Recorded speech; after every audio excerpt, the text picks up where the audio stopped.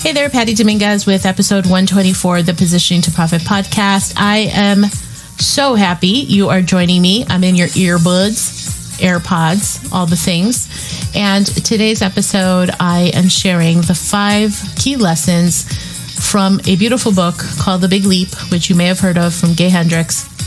And it's now 2 times that I've read the book. And this time around has been so powerful, so impactful. I just had to do an episode on it. And I know that these 5 things will hopefully shed some light on what is possible for your business too, that you can implement. Now, separately, March 1st, I am hosting a conscious crypto and intuitive trading workshop with my crypto mentor, Muirhead. No, I am not a crypto expert.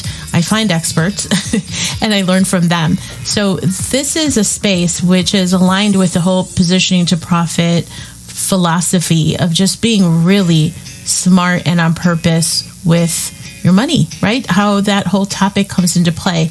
And because I am most definitely woo, I was searching for the right mentor in this space. And I connected with Lee last year, and it has been hugely rewarding for me.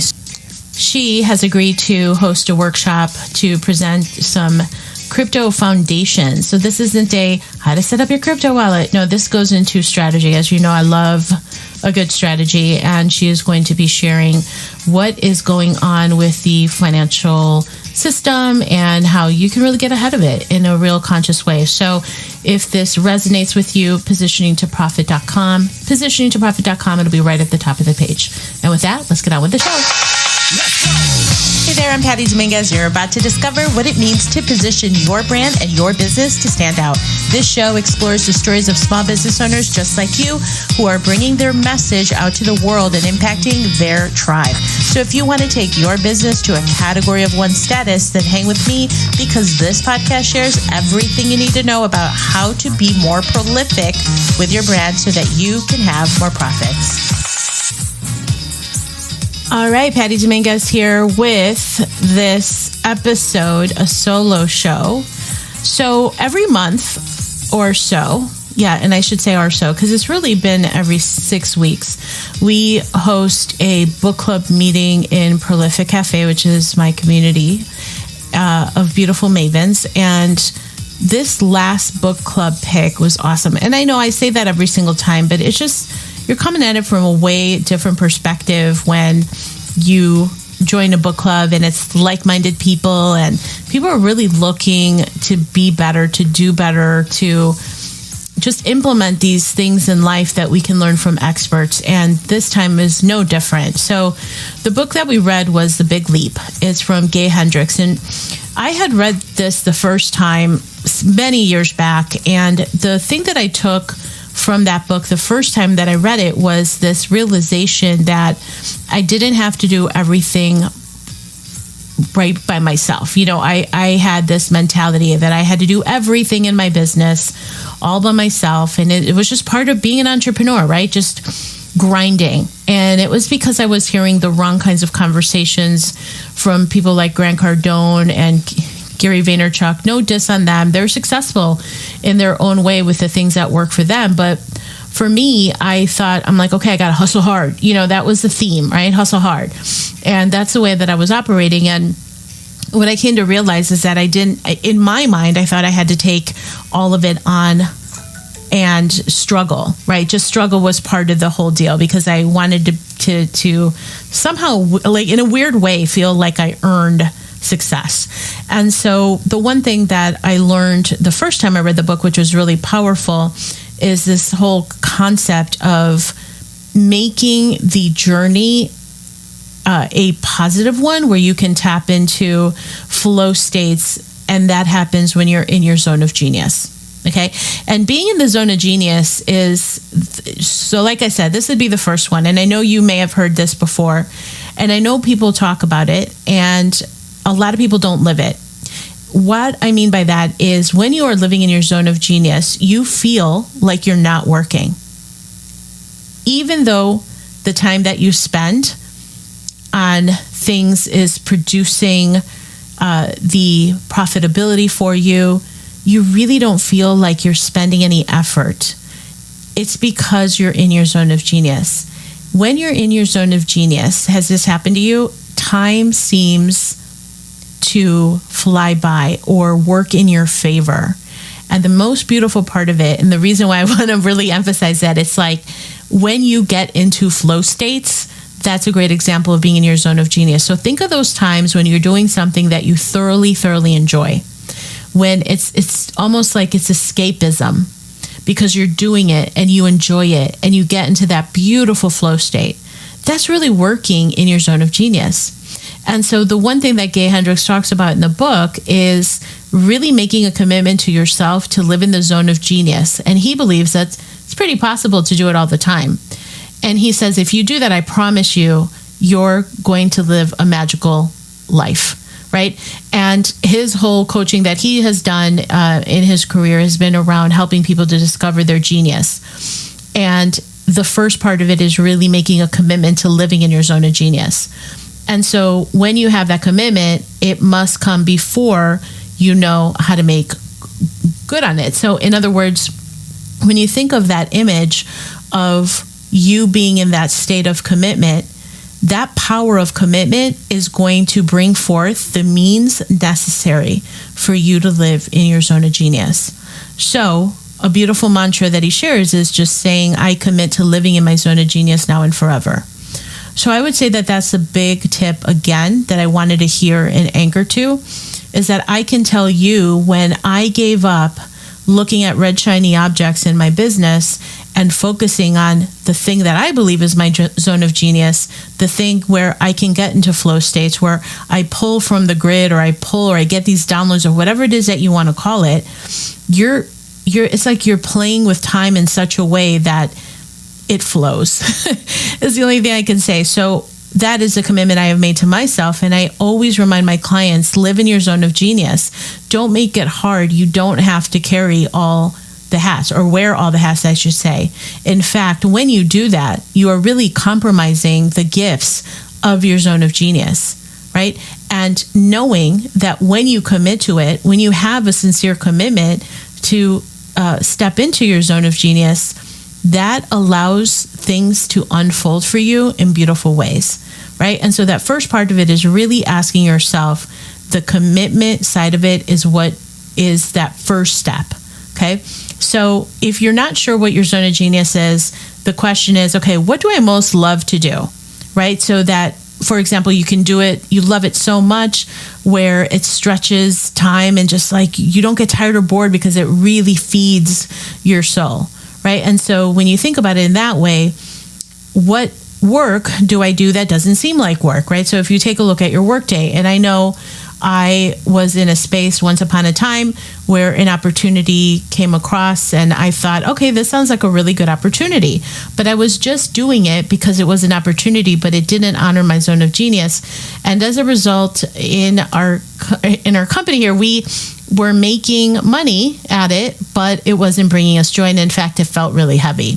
So I had compromised the commitment to my zone of genius. I stepped away from it, and there's different levels. So just because you're good at something, it doesn't mean it's your zone of genius. You can be super competent at it. You can be even excellent at it, but it doesn't mean it's your zone of genius. So that's the first thing, is really recognizing, tapping in, grounding yourself again to recognize, take inventory, am I doing things that are in my zone of genius? And if it's not, if it feels heavy, then maybe it's time for you to take a look at finding that who can help you, of where you can unload that so that you're not compromising your zone of genius. Okay, the second one is even though I read this the first time, I didn't remember it until I read it again. And one of the things that Gay Hendricks talks about is just kind of reframing fear. He quotes, "Fear is excitement without the breath." And what's really intriguing about that is that how is it, as I was contemplating on this, that the very same mechanisms that produce excitement also produce fear. And any fear can be transformed into excitement by breathing fully with it. And so the idea here is that ultimately fear can be banished because fear disappears when you're fully engaged in your zone of genius. So you see how that ties in together? And so he says the best advice that he can give you is to take big, easy breaths when you feel fear. Feel the fear instead of pretending it's not there. And I know what I've learned is when I'm in that space where it's easy to get into your head, just sit in it, sit in the fear, and feel the fear. Feel the fear instead of pretending it's not there. It's that resistance to the fear that we feel that brings us into that fight or flight feeling, which absolutely sucks, you know? So take that moment to breathe and taking a full deep breath, knowing that at the exhale of your breath, you can move into that excitement state, right? And so he talks about training yourself to do it more and more so that inevitably that excitement is going to turn into exhilaration. So one of the things that you can do to apply this in your life is that when you start to worry, because worry, oh my gosh, I used to worry about everything. And the biggest gift that I gave myself is the awareness. I'm like, okay, worry literally has no positive ROI at all. There's no return on worry, there's no return on investment. And so for me, what I do now is that just notice yourself worrying about something and recognize that it's not you. These are thoughts that you're having and you can focus away from them. And so Gay Hendricks talks about this very thing. And the power of doing that, of creating that awareness and breathing to it, getting grounded. And sometimes it seems almost absurd as to how simple it is, but it really is that simple. So with fear, when you reframe it and recognize that it's just fear, fear is excitement without the breath, you can do something about it. Okay, number 3, and this one's a doozy. It is a concept that Gay Hendricks calls the upper limit problem. He says that the upper limit problem is our universal human tendency to sabotage ourselves when we have exceeded the artificial upper limit that we've placed on ourselves. So in essence, what happens is that our upper limit is created or constructed or appears early in life. And it's like this imaginary lid, okay, on what's possible. And the upper limit problem crosses the topics of money, love, creativity. And so I was experiencing the upper limit problem earlier this year because last year I had a really great year. And then in January of this year, I had an even better month compared to the year prior. And in a full confessional and transparent moment, I said to the people in the mastermind that I'm in, hey, I'm having this issue. It's really weird.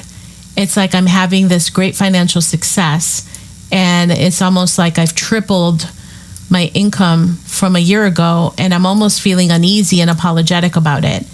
And there's something about it that I somehow think that is going to go away, or I'm going to self-sabotage, even though I don't mean to, but something's going to happen that is going to kick me back down into place. It's really weird, and I don't know what to do about it. So my mentors are like, yeah, you have an upper limit problem. And so they're the ones that suggested that I read this book again, because it is that. It's like we're bumping up against this artificial lid that was placed on our success through unconscious childhood decisions. And I can tell you that unless we solve this upper limit problem, and we all have it, we will keep finding ways to bring ourselves back down when we've blown past our old thing, like the old way of thinking. Okay, so this can show up in so many different ways to self-sabotage. And it's literally, according to Gay Hendricks, the only problem you really need to solve, right? Because the problem, though challenging, brings priceless gifts hidden in it. And so I can tell you this is a topic that has come across in my community quite a bit in private conversations, and fascinating how it's come up. So a specific client has had a really incredible quantum leap income year. And in fact, it's continuing to grow. So she's going through some ailments like migraines, or maybe you catch a cold, or you have this uneasy feeling about you. That's an upper limit problem. So again, how do we bring this back to you? Take inventory. Have you created an upper limit problem? Are you self-sabotaging? in the cases where things are just going too well. So it creates this uncomfortability. And so you create this upper limit problem where there isn't one. And so if anything, there's an opportunity for you to explore that upper limit problem at the unconscious level of what's happening. Again, usually it starts in childhood, and it's definitely something to explore. Otherwise, you're going to keep doing it. Okay, number 4, and I think I got a little ahead of myself, so I will get to the gist. Okay, specific to worry. Okay, there's 2 types of worries that you may have. The ones connected to the issues you have control over, and then the ones related to the issues that you don't have control over. So if you're worried about something that you can change, then stop worrying and just start acting. It's as simple as that. However, most of the times when you start questioning your worries, you'll realize that they're not connected to something that depends on your actions. Some of them are about the issues and situations that have not yet arrived. So it's like we're creating all this chaos where there is none. And the fact is that this thing that you're worried about may never happen. And most of them are not even actual problems. So imagine that, all of the energy that we're expending when we do that. So when you realize that it is that kind of worry that is burdening you, accept that you cannot do anything to change it and promise yourself that you're going to resolve the problem when it does actually happen, if it does. He says, life is way too short to spend it worrying, wishing, and questioning. Instead of doing that, why don't you just live it? What a call to action. So that is one cool strategy that you can use for worry. All right, and number 5. So really the gist of this all is that we are imposing the limits to our own happiness. Our possibilities are limited only by our minds, and everything that we are doing was once believed to be impossible. So the same thing goes with happiness. Believing that happy moments are rare and short will lead you to a life lacking happiness. So the idea here is that you can change your mindset around this.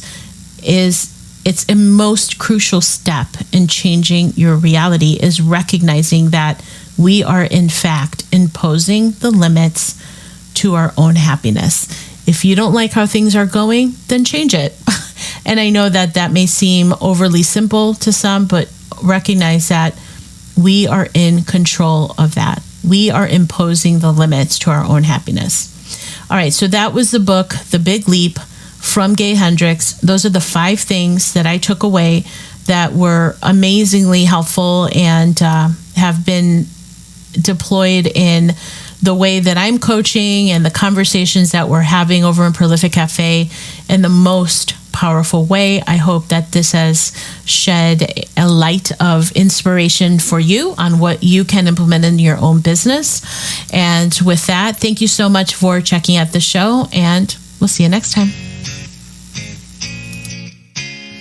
Hey there, thanks for checking out this episode of Positioning to Profit. Please leave a review if you have gained a benefit from this episode. I appreciate it greatly, and I will give you a shout out on the show as well. I so appreciate the ratings and reviews. Okay, also for the positioning extravaganza, head over to positioningtoprofit.com. There's lots of goodies over there. It's a treasure chest of freebies as well as beautiful courses that will help you to establish your category of one and move your brand forward. And again, connect with me over on socials or on Facebook, Instagram, LinkedIn. I'm on the socials. So I hope to connect with you there, and I look forward to catching up with you real soon.